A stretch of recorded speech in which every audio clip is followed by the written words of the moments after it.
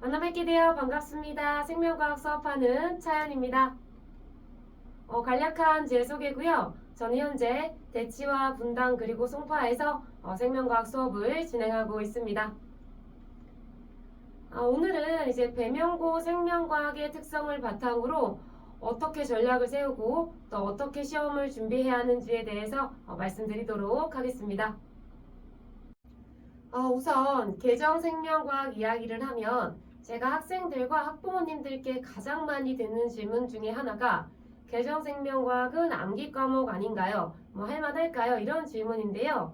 결론부터 말씀드리면 계정생명과학은 암기 과목이 아닙니다. 제가 이제 계정생명과학을 단원별로 좀 설명을 드릴 때 단순히 쉽다 어렵다 보다는 체감 난도와 핵심 사고 유형으로 이제 말씀드리고자 합니다. 체감 난도는 별 하나부터 5개까지 별 5개는 최상위권 학생들도 상당한 시간이 소요되는 어려운 문항이 출제되는 단원이라고 보시면 되겠고요. 핵심 사고 유형은 개념 연결형과 자료 해석형 그리고 알고리즘 추론형으로 분류를 했는데요. 이 알고리즘 추론형 같은 경우에는 내가 이 개념을 가지고 얼마나 논리적으로 끌고 갈 수 있는가를 묻는 문항이라고 보시면 됩니다. 예시를 잠시 확인하시면 이제 이런 문항이 알고리즘 추론형 문항이 되겠는데요. 원리를 기반으로 사고를 확장하는 문제라고 보시면 되겠습니다. 이를 바탕으로 이제 계정생명과학의 단원 구성을 보시면 개념의 인지와 연결 관계를 알고 있는지 묻는 개념 연결형과 이 개념을 다양한 그래픽 자료에 적용시키고 응용시킬 수 있는지를 묻는 자료 해석형이 적절하게 배치되어 있고요. 개정 전과 후의 가장 큰 차이는 기존 생명과학의 이제 핵심이자 부담이었던 유전 단원의 상당 부분 축소입니다.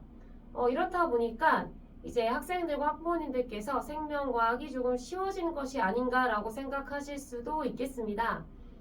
그러나 일단 그렇지 않다는 이유를 제가 2가지로 이제 말씀을 드리고자 하는데요. 첫 번째는 기존의 1년 과정으로 진행됐던 과목이 현재는 이제 한 학기로 축소되어 진행이 됩니다. 따라서 학생들이 시험 때마다 준비해야 되는 밀도는 오히려 좀 더 높아졌다고 보실 수 있겠고요. 2번째는 고난도 문항이 여전히 남아있다는 것입니다. 지금 화면에서 확인하시는 것처럼 이 자극의 전도와 전달은 현재도 고난도 심화 추론형 문항으로 출제가 되고 있는 파트이고요. 그리고 이제 유전 파트에서 세포 분열이 여전히 남아있기 때문에 학생들이 추론형 문항을 대비해야 되는 부담감 역시 지속적으로 존재하고 있다고 보시면 되겠습니다. 따라서 시험을 준비해야 되는 학생들의 입장에서는 준비해야 되는 밀도와 강도는 현재와 유사하다고 보시면 될 것 같습니다. 통상적으로 학생들의 1학기 중간고사에는 1단원과 2단원 중반부까지 준비를 하게 되는데요. 중간고사의 가장 큰 변별 포인트는 역시 자극의 전도와 전달 파트입니다. 해당 파트는 현재도 고난도 추론형 문항으로 출제가 되고 있고요. 단순 계산이 아니라 체계적으로 접근하고 단계적으로 풀이를 학습하는 연습이 반복되어야 합니다. 이어서 이제 기말고사에는 유전 파트가 포함이 됩니다. 이 유전 파트가 일부라도 포함이 되는 순간 1등급 커트라인과 평균이 동시에 낮아지는 어려운 시험이 된다고 보시면 되겠고요. 또 하나는 이제 기존 생명과학 2에 있었던 진화 파트가 또 포함이 됩니다. 이 부분은 이제 학교 선생님께서 작정하고 이제 세부적인 내용까지 좀 건드리기 시작하면 공부하고 암기해야 될 양이 너무 많은 단원이기 때문에 이러한 것들에 좀 주의를 하시고 밀도 높은 자료 정리가 좀 필요하겠고요. 그 다음에 여러 그래픽 자료 해석을 연습하시는 경험이 필요한 시험이라고 보시면 되겠습니다. 과목의 특성을 바탕으로 배명고 생명과학 출제 경향 보시겠습니다. 우선 올해는 이제 교과서로 이제 미래엔 사용한다고 공지가 되었고요. 작년 같은 경우에는 이제 학생들이 개선 교재라고 부르는 학교 자체 부교재가 있었습니다. 그래서 그 교재와 그다음에 EBS 수능 특강이 활용이 되었고요. 난이도는 이제 까다로운 편이라고 볼 수 있는데 작년 이제 9등급제에서 1등급은 4명 정도였고요.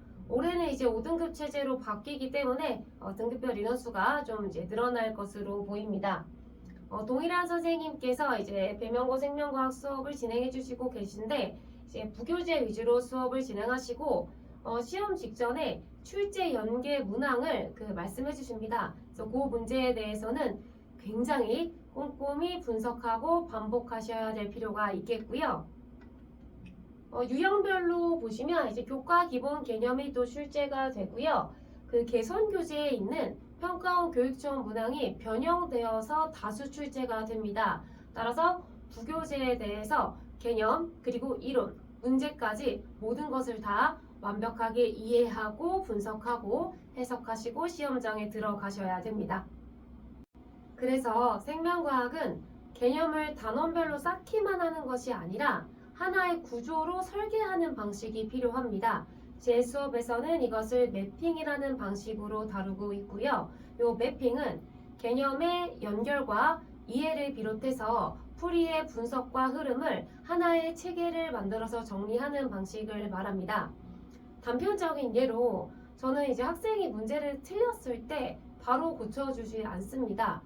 어떤 생각부터 시작을 했는지, 그 생각 다음에는 어떤 생각으로 넘어갔는지, 개념의 연결이 어디서 이어졌는지를 저와 함께 되짚어 보고요.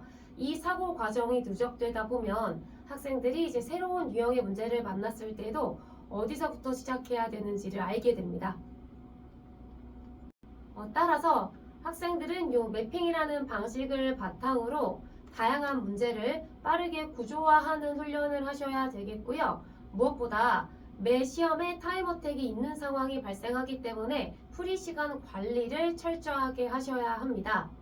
또 하나는 이제 학교 자료의 분석을 굉장히 꼼꼼하게 하셔야 되는데 단순히 문제를 푸는 수준에 그치지 않고 해석과 가공한 문제 그리고 변형 문제를 반복적으로 연습하면서 오답 수정과 보완을 해나가야 되겠습니다. 그리고 마지막으로는 이 1점 차이로 등급의 숫자가 바뀌기 때문에 감점을 방어하기 위해서 수행평가에도 굉장히 많은 신경을 쓰셔야 됩니다. 학교 부교재 또는 학교 자료를 제가 이제 분석하고 직접 풀이해서 학생들에게 배부를 하고 있고요. 이러한 전반적인 사안을 반영해서 이번에 진행하는 내신 대비 수업에서는 매핑을 바탕으로 정교한 사고 흐름을 구축할 예정이고요. 또 최고난도 문항을 통해서 이론을 확장할 계획입니다. 이제 문제를 많이 푸는 학생이 아니라 어떤 문제를 만나더라도 구조화할 수 있는 학생으로 만드는 게 제 수업의 목표라고 보시면 되겠습니다. 수업은 제가 직접 제작한 자체 개념서로 진행이 되고요. 학생들에게 매주 이제 공통 주간지가 배부됩니다. 그럼 테스트지와 이제 주간지를 걷어서 어떤 유형을 주로 틀리는지, 현재 성취도는 어떠한지 저희가 반영해서 개별 추가 자료를 배부하고요. 이 개별 추가 자료 같은 경우에는 클리닉 때 저와 함께 수행하고 점검하게 됩니다. 이게 학생들에게 제공되는 컨텐츠고요. 우선 이제 수업 녹화 영상은 기본적으로 제공이 되고 그 외에도 이제 손글씨 풀이 영상이 매번 제공됩니다. 이 글로 적힌 해설지가 학생들의 사고 흐름을 따라가기에 좀 어려운 부분이 있어서 제가 직접 손글씨로 어떤 조건부터 체크를 하는지 그 다음 시선은 어디다 둬야 되는지를 보여주고 있고요. 이 외에도 이제 학교별 부가 영상이라던가 요약 영상 같은 것을 학생들에게 계속해서 제공하고 있습니다. 그렇다면 왜 차연 수업이어야 하는지에 대해 말씀을 드리자면 제 수업에 대한 공통적인 평가는 못 들어본 학생은 있어도 한 번 듣는 학생은 없다입니다. 우선 저는 생명과학 전공자입니다. 생명과학에서 왜 이 개념이 여기에 나왔는지, 이 다음에는 어떻게 연결이 되는지, 그리고 출제자의 의도는 무엇인지 전공 기반 관점으로 설명을 하고 있고요. 그리고 제 수업의 시그니처인 이제 매핑 방식을 통해서 개념을 구조화시키고 풀이에서는 답으로 가는 가장 최단 경로를 함께 설명합니다. 개념을 구조화하고 풀이 알고리즘을 습득하는데 최적화된 수업이라고 자신있게 말씀드릴 수 있겠고요. 또 하나는 저는 이제 학생들과의 커뮤니케이션을 굉장히 중요하게 생각합니다. 다행히도 학생들이 저를 좀 편안하게 생각을 해서 이런저런 질문을 좀 많이 해주고 있는데요. 학생들의 질문을 통해서 이 학생이 지금 어느 지점에서 오류가 생겼는지, 어떤 사고 과정을 가지고 있는지, 어떤 이해에서 문제가 생겼는지를 파악할 수 있기 때문에 수정과 보완을 위해서 적극적으로 소통을 하고 있습니다. 그것들이 이제 좋은 결과로 이어져서 굉장히 또 감사한 피드백이고요. 제 관리 프로그램의 첫 번째 목적은 학생들이 단순히 문제를 많이 풀게 하는 것이 아니라 사고의 흐름을 수정하고 올바른 방향으로 고정하는 것입니다.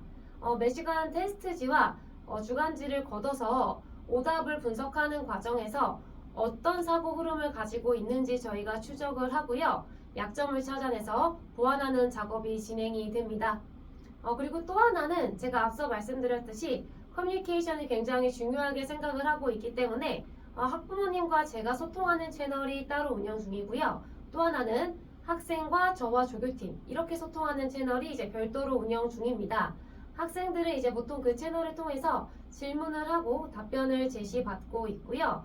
저희 조교팀 같은 경우에는 저에게 수업을 직접 들은 이제 제자들 출신으로 구성이 되었기 때문에 같은 기준과 같은 언어로 해석을 하고 있다고 보시면 되겠습니다. 마지막으로는 이제 대면과 비대면 클리닉 동시에 운영 중이고요. 학생들과 스케줄을 조율해서 효율적인 습득을 이끌어 나가고 있습니다.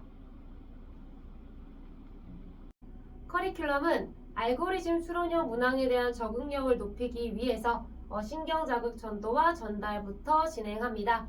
매주 누적돼서 강도를 높여갈 계획이고요. 점진적으로 사고체계를 확장할 예정입니다. 제가 준비한 내용은 여기까지입니다. 구조 없이 시작하면 시험에서 흔들립니다. 알고리즘이 없으면 시험에서 불안해집니다.